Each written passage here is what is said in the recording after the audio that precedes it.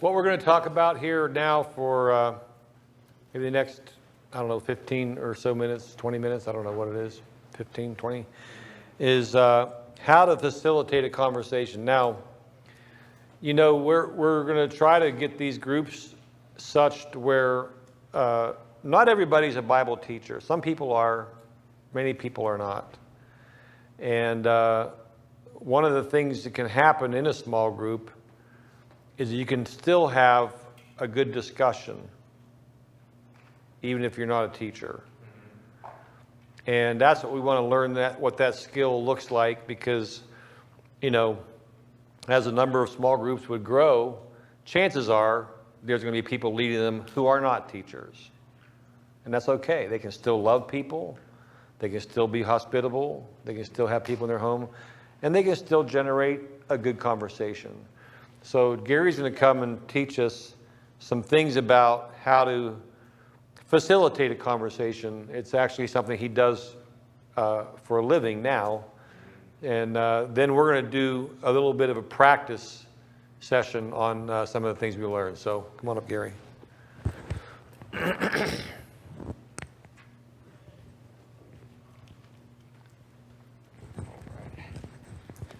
Yeah, so far, you know, as you guys have been talking, it's like one of those things that obviously, if you've done small groups or been a part of home groups in the past, these are mixed emotions. You know, you have like, oh man, I remember this, good memories and then nightmares. But anyway, it's like, oh, wow, yes, oh yeah. So we actually did have, you know, when Monica was talking about the kids scaling the book shelves, we had that, you know, and it was like, oh, I remember who they were.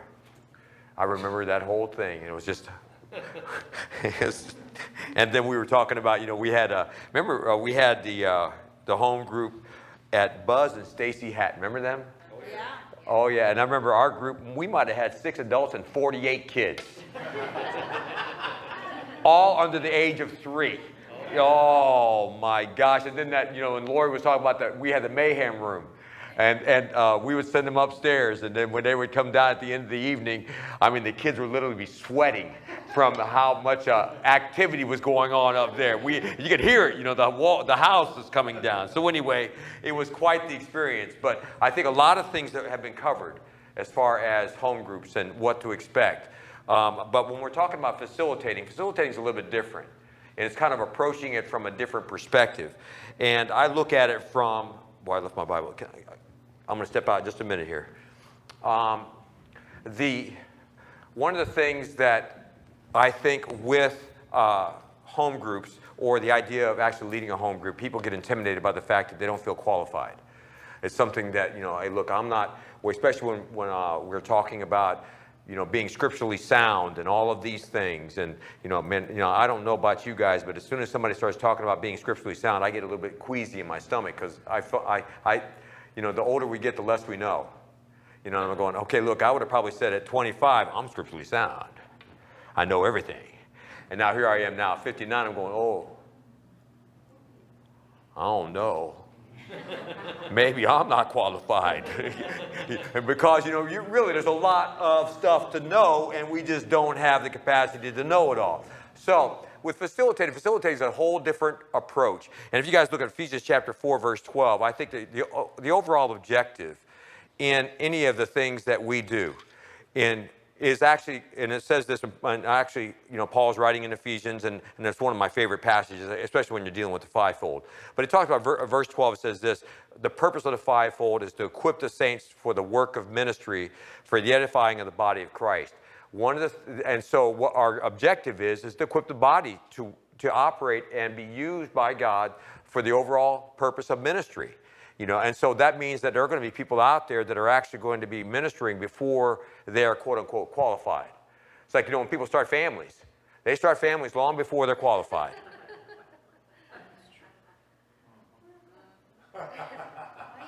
I'm speaking on a personal basis.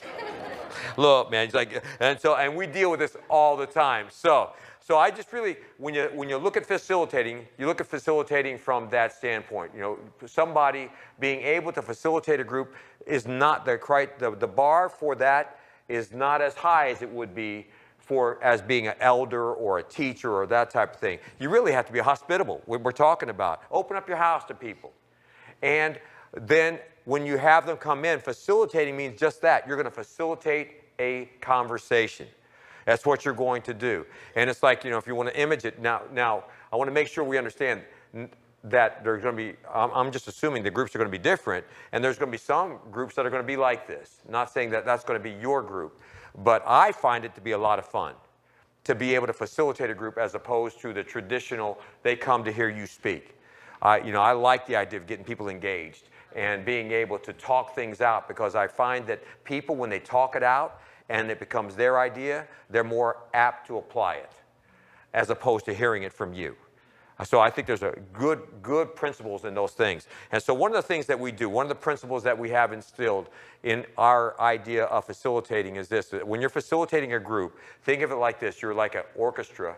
There's an orchestra, and you're just conducting the orchestra. You're just kind of guiding the conversation, and you're kind of steering it along. And that's all you're doing. You're kind of like, if there's an interruption in the conversation, you might inject a question that might prompt the next series of comments, that type of thing. So you're just kind of orchestrating it. And if you guys, those of you who were part of the men's, I think our men's meeting here in February, how many of you guys were part of that? I think, Jim, you were. It's like, okay, no, none of the ladies, man up, none of the ladies were part of that? Oh, okay. You missed out on the time of your life. However, we did a breakout session, and when we did the breakout sessions, we had table discussions, and of course, for the most part, the table discussions were really enjoyed by a lot of people because they got to be able to talk. There were some situations where it wasn't maybe as successful as others, but for the most part, people were enjoying that opportunity to be able to talk. And I think that when you think about when people come to your house, they want to talk. When you guys are talking about that ministry, how do you know when somebody needs ministry? You could be a psychic. That's probably not the right word to use. Or prophetic, or anything like that. But the reality of it is usually when they start to talk, you recognize, uh-oh, we got ourselves a situation. I had a situation right here. We were at Canton Pregnancy Choices, right? We do these things called small parent cafes. And listen, I'm going to tell you something, too. If you're going to facilitate, you might hear some things that's going to really challenge your worldview. I'm glad Bill shared those things that he did, but you're going to have to be comfortable with your belief and be okay with where they're coming from. I'm just telling you, man, don't get offended by these things because people are different. But anyway, this situation happened like this, where we were talking about discipline. And at the table that I was at, it was a bunch of, obviously, you had, I think there must have been about 8 people there at this table. And this woman says, I got 3 boys. Now, they're down in Canton, and she goes, I got a hairbrush. Well, everybody at the table was like, what? But they didn't, because we're going to get into a principle here. We didn't say anything, right? And so she's talking about, and they're all about 4, 3, and 2, I think that they're about the age. She said, I had a hairbrush. This lady was aggressive, It's like we're going, whew. Not necessarily something I would agree with. However, we'll let the conversation go, right? So then a lady that was sitting directly across from her said this, I got 3 boys too, all the same age. And she goes, when my boys start to misbehave, I start to whisper. So the lady with the hairbrush, now you're just facilitating conversation, right? You didn't tell the lady with the hairbrush, you didn't rebuke her and tell her, in Jesus' name, you need to be delivered. You didn't say anything like that. You just kind of let the conversation go. And the lady across from her, again, started to talk about the fact that what she does, she whispers when her boys are out of control. The lady with the hairbrush asked the lady who said this, she goes, now why do you do that? She goes, when I start to whisper, it's the craziest thing. My boys stop doing what they're doing and they get close to me because they can't hear me. So then the lady with the hairbrush goes, I don't hit my boys with the hairbrush. She immediately got defensive, but then they started creating a conversation where, because of that conversation, the lady with the hairbrush circumstance had another option that she can now apply to her boys when it comes to discipline that resulted from natural, organic conversation. You see what I mean? So it wasn't like you had to be responsible for that, but out of the conversation, because people are smarter than you think. You give them an opportunity to share their life, and they'll come up with some ideas that maybe you yourself did not even consider. But because you gave them the space to talk, somebody else was able to hear. It's an easy thing, right? So here's the things that I would think about when you think about facilitating. One of the things that you want to do is use I statements. So when you're talking with people, encouraging them to use I statements instead of you, he, they, that type of thing, or a third person type thing, have them share I statements. As I experience these things. This is what I'm going through. That's an opportunity for you to obviously, delve into or really get to know them a little bit more when they start to talk about themselves. It's like, hey, look, because I like that. Whenever you're talking about that, Rachel, people want to talk about themselves. They want to be able to share some stories that apply to themselves. So use I statements, being able to do that. The second thing would be this, is that when you're doing these things, that no judgment. Now, this is hard for Christians because we're not supposed to be judgmental, but we tend to be. Because if somebody says something that you don't agree with, you want to immediately correct them. I'm going to tell you that, if you want to facilitate a group, be okay with somebody else's perspective and be able to continue to move forward, just like when we were talking about the troubleshooting, is that, I had a situation one time, and I can't avoid this one, is that, I was sitting in a group of men, about 10 guys, and this guy started talking to me about Genesis, the book of Genesis, right? And I'm going, okay, hey, this is going to be good. All right, we're going to hear what's going to, he started talking to me about how men are trees. And he went on this 5-minute tirade about all these things. And I don't know what book of Genesis that he was referring to. I was just like, what in the world? And so everybody in the group, they were looking at me to bring correction to the guy. And I just told him, I said, I do appreciate your perspective. I've never heard that before. And kept on moving. It's like, hey, look here, man. I couldn't deal with it. I said, oh my. But what was crazy though, his source of information was all wrong. But his destination for what he was trying to get across was right. So I said, okay, look, I could deal with that. The other part of it that I could, I just went ahead and, we'll just go ahead and we'll address that at a different time. But it was okay because, again, no harm, no foul. Everybody keeps moving forward, right? So there's no judgment. So you're doing that. The other thing that you want to make sure with your groups and when you're facilitating is the confidentiality. Is that what is said in the group stays in the group. That when people are sharing their life, because what happens, and I think what Bill alluded to, or was it, who was it when they were talking about with your group, Kirk, at their house? Was it Mike? Who was it? You're meeting at their house and it took a while before the action. Oh, it was Terry. You were talking about that, how that earlier about it took a while before people really began to feel comfortable enough to begin to really start sharing some of the deeper things in their life. You get that, what you do is you create that safe culture or that safe atmosphere for them to be able to do that.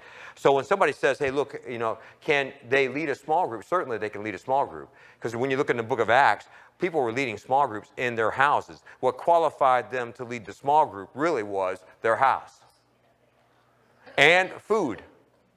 The two things, because it talks about that where they went to each other's houses, breaking bread and continuing in the apostles' doctrine, right? So it really there was no Bible scholars, if you will, leading the home groups. It was just normal people, if you will, normal people being able to facilitate conversations and keeping people on task. And so, with that being said, is that the next thing you want to do is that, for you to be able to, as a facilitator or to facilitate a group, is have some questions that you can guide the conversation in, as opposed to just arbitrarily just throwing it out there. So you've already constructed some questions, and I think that's probably something that you'll address later, is how do you get these questions into the people's hands. So what I did was this. I have some questions here. We're going to do maybe, let's see how many guys. We have probably enough here for 3 groups. I got one question I want to ask. Okay.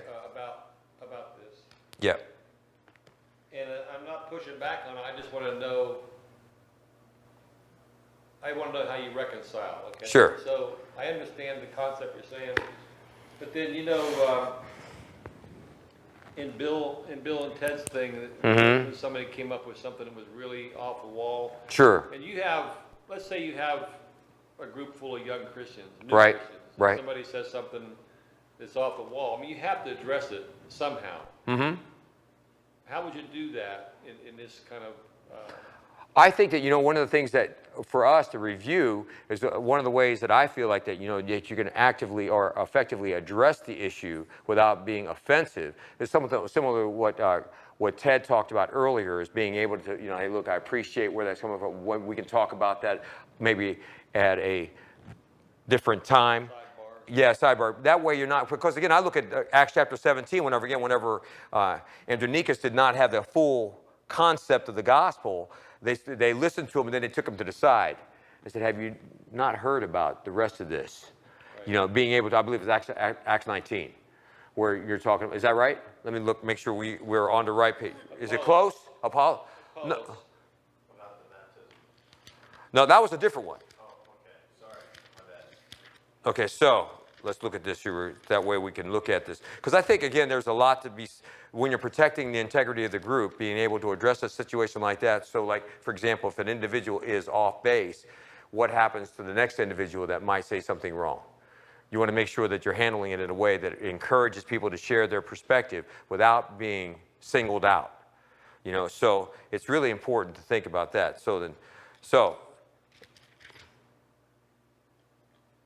Okay, so then, are we? Is that answering your question? Yeah, I think I understand. So you're not really basing. I guess what I was hearing you say at first was kind of like you never comment on anything. It's kind of like anything goes, and I think there's probably times you need to comment. Right. Yes. Some things, and sometimes it's going to be pushback. It's going to be, hey, you just said that Jesus isn't the Son of God. I can't let that go. You know what I mean? You can't. But right. There again, though, is that, one of the things, I totally agree. You guys agree with that? Yes. You're not facilitating Christian groups. No. Right. You're not doing that in a Bible study or a study that's for Christians. This is for men that are that's true. Yeah, that's right. Through addiction. Right. That's like where Jim is at. The guys that you're talking about, Jim, in the prisons, there's a lot of that. I work with guys that are coming from different perspectives, that are coming from all kinds of different backgrounds. Okay. Yeah. Yeah, so I'm looking at it from more of, what's that? At the same time, we need that perspective also because we are reaching out. Potentially, our goal is to reach out to people who don't know him, who don't have a clue yes. about his teachings and what's right and things. So I think we have to have like we talked about at the beginning, the framework of caring for the Christians and supporting them, but also that framework of not alienating those who are away from him, that we can find ways to bring them in. Right. I think, yeah. I think I get what you're coming from. I mean, like I say, I think what I heard at the beginning was, maybe you don't address it at all, but you're talking about in a secular environment. And I've been in conversations, obviously, where there's, wrong things said by Christians. And sometimes, it's depending on what it is and maybe the people that are in the group, you just address it differently. Right. And you gotta learn to do that. Those things will always come up whenever you have conversational-based meeting. Yes. That's exactly right. So I think, as you guys are right, I was 17, 8, 19. It's Acts chapter 18, and it is Apollos. So I stand corrected. See? Aquila and Priscilla. Yeah. I think another thing that you could do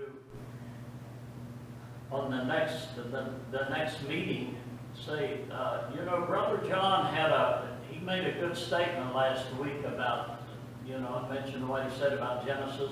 This week I've been doing a lot of thinking about that and studying and praying about it. And the Lord showed me some things, and just share the biblical setting of, and everybody's prospered by that, and especially him, because if he had his mind confused about what he was talking about, Well, I would think, there again, when you're talking about facilitating a group versus the traditional small group. Now, for me, I'm going to probably meet with that individual one-on-one. I'm going to talk to him, delve into him a little bit more because he's coming to your house.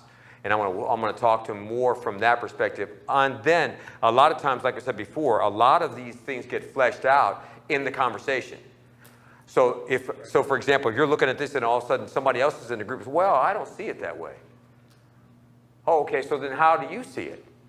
And I see that, this is what I see. The Bible's actually, somebody that might be a little bit more seasoned than the individual who just shared that particular comment, but it's not coming from you, it's coming from the group itself.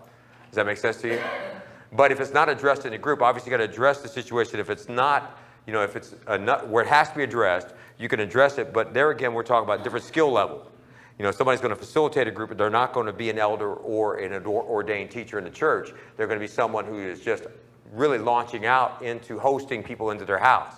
And so then they may even come to you and say, Kirk, I had a situation that it was at our house, and this person said that, that Jesus was from another planet.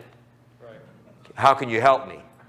And that's why we need to have a support structure. That's exactly right. And you talk about that director being able to oversee, because what we normally do is when we set out groups, or what we do is when somebody starts to facilitate, we go in and we make sure that those groups are running correctly. And if there's something that needs to be done, then normally we'll troubleshoot it for them and help them to keep on or stay on track. So that's something that there's some structure that's involved, and Paul alluded to that as far as when he's talking about that. There has to be some structure and some framework. But they also have to have the ability to be able to, even if they didn't address the situation at the moment correctly, if you will, they can come to somebody and say, look, I had a situation. What should I do there? Right. And they may even actually access your help to address the individual and say, hey, look, this is they need some help really understanding, because they're really confused about this. So yeah. I was just going to say, I think that if there's some things that are real heresy, yeah, if something needs to be said, if you've got a bunch of young Christians in this that might not come back if they've heard some heresy. And I think that you could say at that time, I don't see that in the scripture the way you do. Could you bring back to the next meeting some scripture supporting your viewpoint? And I will come back with scripture supporting my viewpoint. However, those things, I'm going to challenge you in that respect. I think that's actually to me, the right and the proper way to handle it. But I'm also looking at it from a standpoint of, hey, look, somebody's facilitating a group. They may not have a skill set to do that, to where they, hey, look, we're going to, bring your scripture in. We're going to base these things. They may need some help. They need some assistance going through that process. I mean, that way you're putting a stop to heresy, and causing them to think, but it's protecting the group that's there. Exactly right. Yeah. So I want to make sure, though, that we're looking at it from the standpoint. I look at the bar for facilitating a group is not as high as. Paul. Yeah, Gary, I just want to bring up something that actually did happen. This is years ago, but a guy had a situation where he actually invited this cult to come in and talk to, because he said, well, just come back in a week, kind of thing. Yeah. So he invited me to come, so I could address the thing. And so, yeah, sometimes you just, if you get a situation where it's heresy, you say, well, actually, what you're saying there isn't biblically correct. I'll tell you what, next week, I'll have somebody come in and speak to this whole situation. And there you go. Bring clarity to the whole thing. And then, get a hold of somebody like me or Kirk or one of the other elders, and we can address it. Yes. Because, like I said, I was able to talk to these two guys came from a cult, and I was able to address scripturally some of their incorrections, I guess, incorrect viewpoint and everything biblically. And, the point where, obviously, you're not always able to convince somebody like that, but at least the guys that were there could hear the Word of God being affirmed. Yes. And that's what you want. You want the Word of God being affirmed. Always, right. So, that said, I mean, I would make myself available to anybody that gets in that kind of situation. And, I can't speak for the other elders, but I'm sure everybody else would too, so. Mm-hmm. Okay, any other questions? But I think how you construct your questions, or our facilitator, how they construct your questions, is really going to direct the conversation for that evening. Where you're not, it's like, within the, it's almost like in a sense, in the confines of your abilities, saying, hey, look, this is what we're going to talk about this evening, and recognizing that here's where my skill set lies, and we can keep everything operating within this skill set, we're going to be okay. When you start operating outside that skill set, we're going to have ourselves a situation. We're going to have to call Paul up. because I can't handle it. Mike? I want to bring up the situation in the scenario. Sometimes you get it to a situation, and you may, in this particular case with a small group, where a person, they have a set point of view, and they're right. They're right, and no matter what scripture you show or however you try to handle it, they want to push their perspective, and it becomes a really contentious thing. And at some point in time, I think that there needs to be a certain amount of saying, no, we're not going to talk about that. And this is the small group that I'm facilitating, so we're not going to, because you can come up with some people that are very, very, belligerent. And so at some point in time, you can be nice and try to be polite and stuff, but up to a certain point, there becomes a time where it's clear that someone's trying to disrupt this meeting. Right, and then you just send them to Kirk's group next week. Yeah. So look here, you are not invited here anymore. You're excommunicated from our group. Go to Kirk's group, right? No, but So that situation can't happen. it certainly can. But here's what I want to do. How about we do this? We have time to do that? Just take about 10 minutes or so. And so here's what we're going to do. Okay, we got how many people in this room? Can we break them up by 3 groups, right? And then designate somebody in the group. 3 groups? 7 apiece. Thank you, my mathematician brother. There he goes, man. 7 apiece, right? Here, and I got some questions that I had already designed for this type of facilitation. So what I will do is just give you guys some these questions, and what we'll do is we're going to take 7 minutes per question in our group. So if you can get in your 7, how about that? Get in your 7 groups right now. 7 people in a group right now. Okay, so let me get some feedback from you. Okay, so as you guys are, let me ask the facilitators of the groups, how was that? Good. Very good. Rachel, these are the same people that you were talking about with that when you went with the good? Nope. I'd like more than one word, please. That's like so. Good. All right, Jerry, go ahead. Once people started talking, other people got interested, they had things to contribute, they had things in their life that maybe they didn't realize at first, but it came to their remembrance. Yeah, that pertained to me too. That happened to me, and so on. And I think everyone really wanted to get part of the conversation. Sure. Yeah. All right. Group back there. I was interested to learn how everybody's nuances were a Yeah. little bit different. And it actually brought depth of understanding to me to the concept of what we're talking about. Had I just, read it and kind of in my own mind taken of my own understanding, I would have been a lot less, I would have gotten a lot less understanding than I did as everybody shared. Right. Very good. And so Mike, did you? Yeah, I would say that I'll agree that the same thing that Paul was talking about occurred here is that as the conversation went on, people had different nuances, different of angles that they approached these questions from that brought out some things that I guess I thought about but never really thought about. Like Lori had mentioned something about life circumstances changing our particular passions and stuff, and it's truly the case. So.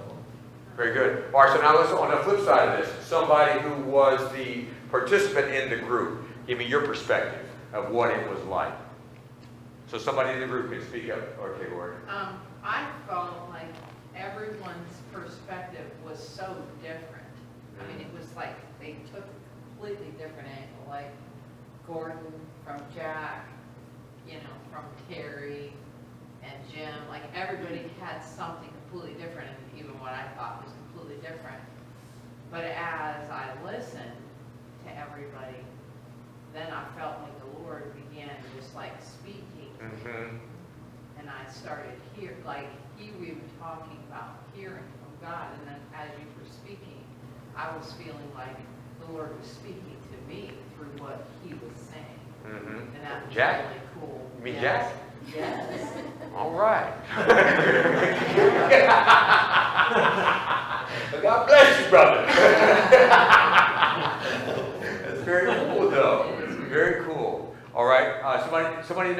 here, maybe speak up and give a perspective about the participants' perspective as the group was going along. Okay, forget about that group. I'll say, when it first, like, you first asked the question, Yeah. there's kind of that, like, awkward moment where Yeah. it's kind of like, who's going to go first, and then Absolutely, everyone's yeah. just kind of like, are you going to say anything? Should I say anything? But then, and then he's like, well, since I read the question, I'll go ahead and answer it. And he began to start the conversation. And then once I kind of got the ball rolling, then it became much more relaxed. And I was like, Yes. well, I agree with that, or what about this? And it's kind of like, once people started talking, it made it easier for everyone else to kind of to jump in or to add or to share something that they agreed with or whatever. Yeah, that's kind of what I was looking for, because what would happen is this. I'll let this group respond, and I'll finish up with this thought. This group here, the perspective from the participants' point of view. Wow. And I was a part of this group. What's going on today? I was glad someone started talking. Well, we have Kirk in our group, so he's a good Yeah. participant. Oh, yeah, she's, yeah. I think as soon as somebody came up and Yes. said what he did, and Mhm. his perspective, then it got a little bit easier. Yes. You gotta have that person break the ice. Yes, you do. And here's why, what's really interesting, the dynamic, it doesn't matter. Here we are, we're supposed to be comfortable with each other. And this shouldn't necessarily have to be, but it is. See, we're not used to this concept of everybody just talking. We're used to there's a designated speaker and we all go and listen. And then we eat the refreshments afterwards. This concept of facilitating a conversation, everyone has to get comfortable with it, and it usually takes a question or two for it to happen. And then you'll start to see it happen. And even with our group, I was observing that after that first question, after Kirk dominated that first question, well, what was the name of that guy, that evangelist? Harry the Hobo? Who was it? It's like, I think this really shows the difference between church Sunday morning yes. and a home group, is in getting people involved and thinking about how Christ is working in their life. That's absolutely right. Because I think there was two words I was actually thinking about. In order for this to facilitate a group, you have to have mercy and grace. Sure. Those are the two things. Application of God's word. And you're exactly right. It's application that produces growth in our life. Knowledge just puffs up. We just get full of ourselves. But it's when we start to apply that grace and that mercy to one another, people start to actually grow. Yes? I was thinking too, like, it takes a little time to absorb the question. Sure. Yes. And formulate your thoughts and everything. So, as a facilitator, don't be worried about A little bit of silence. Yeah. Very good. It's okay. Mm-hmm. And it may feel long and awkward, but it's okay. People are processing and trying to think. Mm-hmm. And again, I was the person, I didn't share anything, because every time it filled up, and then we moved on before I formulated my thoughts. Well, it's very good though. But I think it's okay as a facilitator to recognize that and say, look, we can go back. Yeah. If somebody's like, there's a latecomer, let them jump in there to be able to retrack it. My But train of thought was still mistaken. But that's a good point though. You have to be, I think there's some flexibility in that, but I also want to make sure, I'm going to say something and it may sound, I'm just going to say it. And then I want you guys to, you can correct, thanks Paul. Yeah, but here's the thing, the groups that I deal with are extreme. I've never heard a person get ignorant. Get what? Ignorant. Or when you talk about that, when they want to done, in a conversation like this, we're talking about once the sharing starts to happen, because people don't care much until they know how much you care. If they actually see people caring, people don't get ignorant. At least in my circle, I'm telling you, I'm talking about guys that are coming out of prison. We're talking about hard-nosed guys, or guys that are tattooed up, their face is tattooed, right? No, I've never had a situation where somebody got ignorant. What do you mean by that? Where they got belligerent. Well, Michael talked about belligerent, where they wanted, there was, I've watched guys literally who you thought would not want to participate. By the time that evening rolled around, these guys are sharing now. Yeah. They're sharing their life. I had this last week, I wouldn't certainly share as far as, I'm just sharing a general concept. where these guys started talking about the fact that some of these guys started sharing the fact that they have been molested as children. I'm like, okay, what do we do with that? Holy cow, didn't see that coming. You know, and so I'm saying this, when we start to care for people, I think people just generally respect that. They just generally respect that. Doesn't mean that somebody's not going to get belligerent. I'm not saying that. But what I am saying is this, is that when you start to really let people know that, man, you're there to care for them, then there's a softness that begins to start to happen to them. And now I think that what's happening is that now there's this thing that starts to take place where the Lord starts to make a way for you to really now to begin to now create an opportunity where they're sharing their heart, and you can stop and say, look, you know, if we care enough for Ted, he's a slow train coming. So we're moving down the road. But we say, hey, how about everybody stop the train until Ted gets back on again? It makes Ted feel good. You know what I mean? Hey, look, he knows. Hey, look, but you know what I mean? But I'm just sharing that with you. We're trying to encourage you that this is for us, I love this concept. You know, something that the Lord introduced me to. Mike, go ahead. I think one of the things, and you're saying this, is that when people perceive that you give a darn about them, Yes. they become honest. Yes. Yep. And boy, when they start to pick up that, and that's why the momentum starts to build to your question. And more likely than not, what happens is the next time you get together, your group's coming back. Right. Because they're not going there to hear somebody. They're going there to share their life. You know, two things. They're going to get fed and share their life. Because hospitality, let's not forget the hospitality portion of the equation. Feed them, and they will come. So, which we thought we were going to get fed tonight, but nonetheless, no. But anyway, there you go. So, all right.